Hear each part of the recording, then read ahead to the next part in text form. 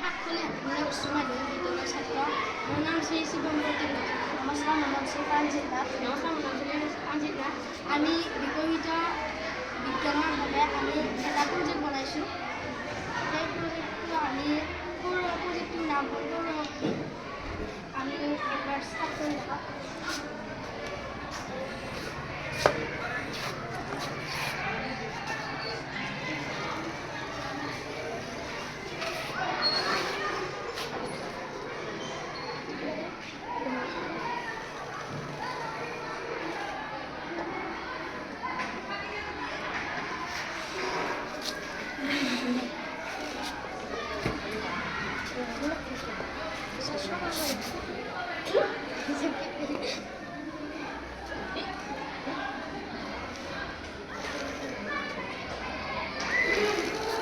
এয়া সৌৰশক্তি। আমি সৌৰশক্তি উৎপন্ন কৰিছোঁ।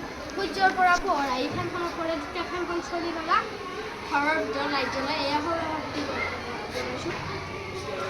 এই কামটো মানুহৰ বহুতো অসুবিধা হয়।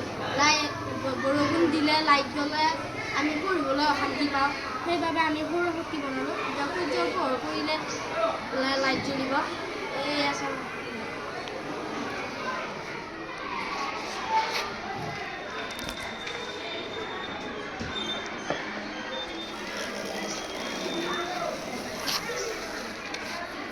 Sure.